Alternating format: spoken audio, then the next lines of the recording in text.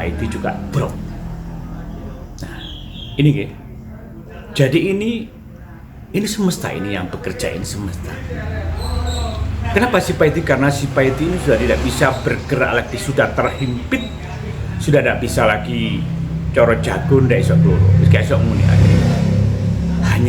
Hanya diem saja dengan keterpurukannya, sambil bertobat, sambil menyelesaikan karma-karmanya sampai selesai. Karena semuanya adalah hasil pekerjaannya si dia tadi juga. Jadi ini bahaya nggih, dari hutang yang kecil ini menjadi hutang kesombongan yang besar.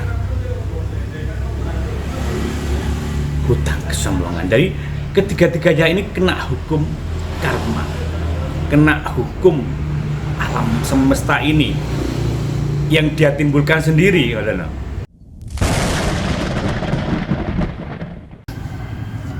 Ya, assalamualaikum warahmatullahi wabarakatuh. Oke, bertemu lagi di layar Roso. Hari ini saya akan bercerita sakrit neng nyoto. Ini bercerita tentang teman saya.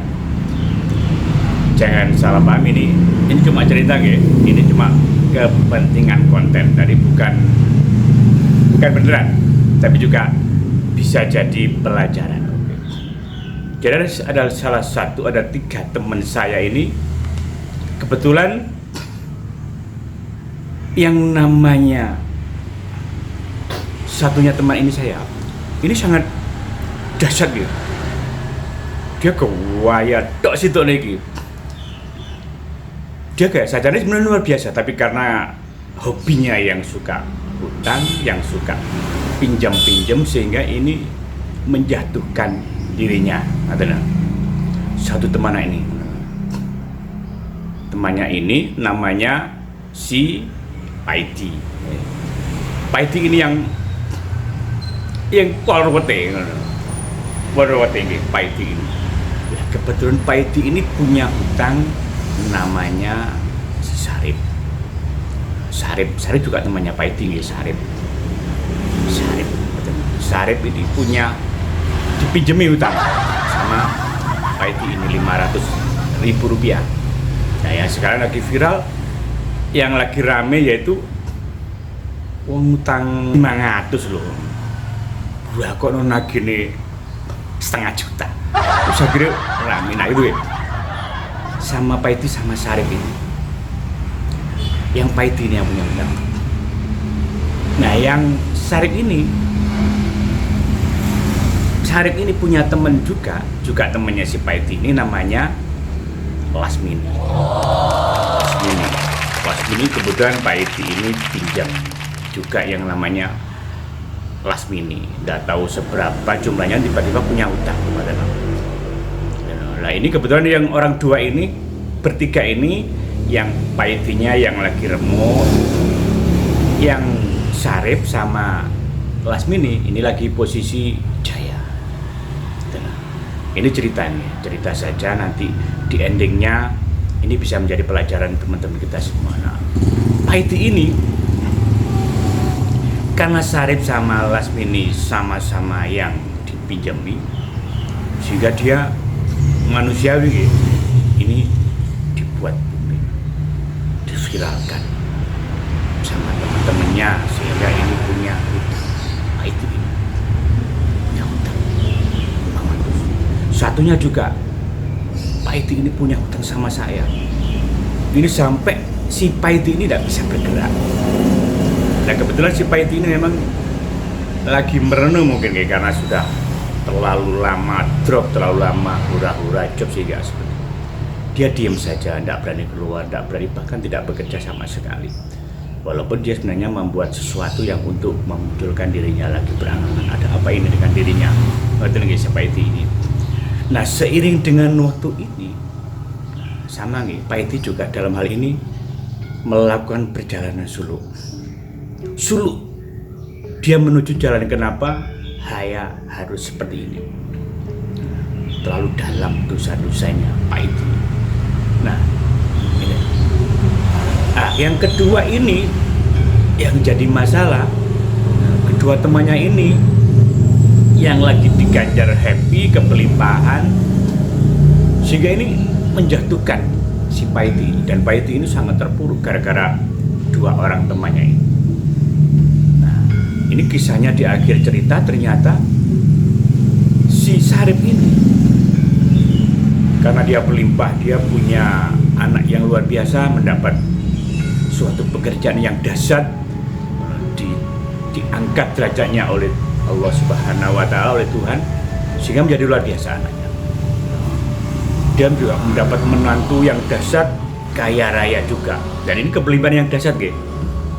Nah, tapi kenapa dia juga mendapat? Nah, akhirnya di sesi berikutnya, nah ini si kaya tadi tiba-tiba mendapat musibah.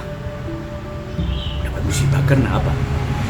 Suatu saat dia karena dasarnya itu diberikan anaknya sesuatu mesin untuk pekerjaan. Mesin itu menopang supaya si bapaknya yang ini menjadi dasarnya. Itu diberikan suatu alat. Nah, suatu saat ini masuk, tangannya terpotong. Tangannya terpotong. Betul, di ending ceritanya tangannya terus terpotong. Akhirnya itu tadi ya. Sementara anaknya yang tadi luar biasa itu bercerai dengan istrinya. Istrinya tidak mau, tidak manut. Ya mungkin ada sesuatu. Akhirnya dia bercerai. Sampai terjadi hal-hal yang lain. Ini nih, di endingnya. Kenapa bisa seperti itu? Ketiga-tiganya mendapatkan yang namanya Paiti ini juga tidak pernah bangkit sampai sekarang, masih nyungsep. Tapi setidak-tidaknya dari pelajaran ini bisa diambil pelajaran. Sementara yang satu, yang Lasmini tadi, ya karena Boloplek sama ini sama-sama ditolimi sama Paiti tadi, sehingga dia sama gitu, mengumbar, membicarakan si Paiti ini, bahkan sama teman-temannya juga, temannya Paiti ini. Dia dibilangin, wah ini bangsat, ini lawat, ini newaka dan lain-lain. Dijatuhkan, semakin jatuh semakin. Nah, anehnya si Lasmi ini juga tiba-tiba yang sudah mendapat kebelimpahan, yang kaya raya, yang posisinya di atas tadi, ini mendapat suatu rezeki yang dahsyat sehingga mobilnya diganti yang lebih bagus. Di endingnya mobilnya kecelakaan. Bahkan kecelakaan bukan karena lari kencang atau ugal-ugalan, enggak. Bahkan diam saja, tiba-tiba ada suatu kecelakaan yang membuat mobilnya ini hancur. Yang seharusnya bagus sehingga harus diubah lagi karena hancur tadi. Bahkan dia tiba-tiba harus masuk rumah sakit, job hampir selesai. Gara-gara itu tadi. Ternyata tuh ada dihukum di langit itu tidak boleh kita menyakiti satu sama lain. Tidak peduli ini salah atau benar, ini berbahaya. Ini hukum semesta ini tidak bisa. Kenapa? Karena si Paiti ini hancur total. Nah, yang satu tadi kenapa harus seperti itu? Ya ini tidak rela gitu. Tuhan itu tidak diam, tidak mau seperti ini. Dalam arti karena ini melakukan kesombongan, kekayaannya ini itu sebenarnya ya milik Tuhan itu sendiri. Kita hanya pinjem. Apalagi dengan kekayaan harus menjatuhkan satu temannya. Walaupun temannya tadi punya matanya. Tapi si dia juga karena mendapat karmanya mungkin terlalu robot, tapi tidak harus dikucilkan seperti itu. Satunya lagi dengan kesombongannya yang tadi temannya.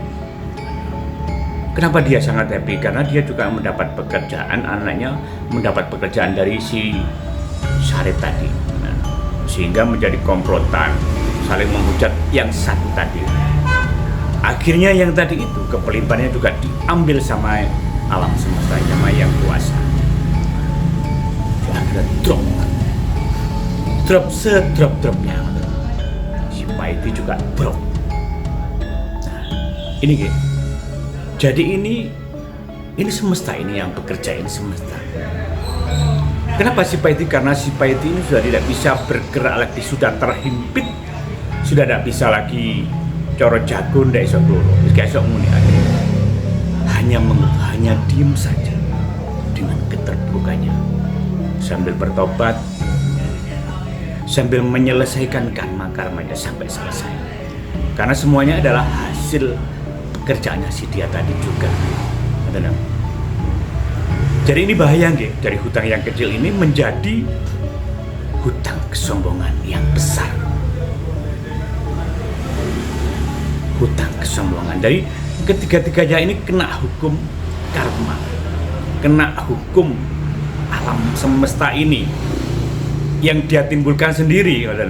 Si Paiti juga dengan menjalankan, menikmati karma.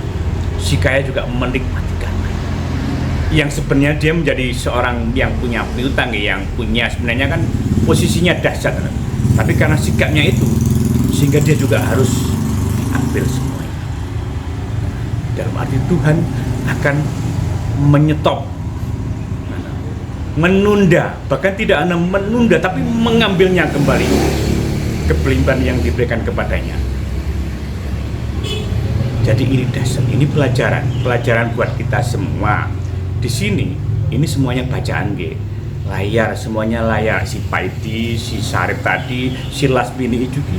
Ini pelajaran buat kita semua, supaya kita semua, saya, pemirsa, ini bisa mengambil pelajaran bahwa semuanya yang terjadi ini akan berbalik kepada kita.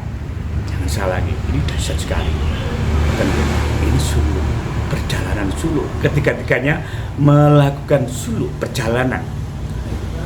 Dan perjalanan sesuai dengan pelajaran apa yang kita ambil ketika dia mendapat kelimpahan, apa yang harus dikerjakan. Kita bebas memilih, mau tetap arogan, yang kecil menjadi kelemahan semakin dipencet, atau dia juga menjadi berlimpah. Alhamdulillah, terima kasih, saya sudah diberi kebelimpahan. Dia sangat seperti itu. Semoga temannya mendapat juga keberkahan. Seharusnya ini dibalik kita petik. Begitu juga si miskin tadi, seharusnya si Paiti ini juga, ya Allah, dia sudah menderita. Dan semoga si miskin ini bisa berubah karena kejadian-kejadian ini adalah dia bisa menyelesaikannya semua hutang-hutangnya dan menjadi dahsyat lagi seperti dulu-dulu. Begitu juga si kaya ini menjadi mengerti bahwa semua ini ada yang mengatur.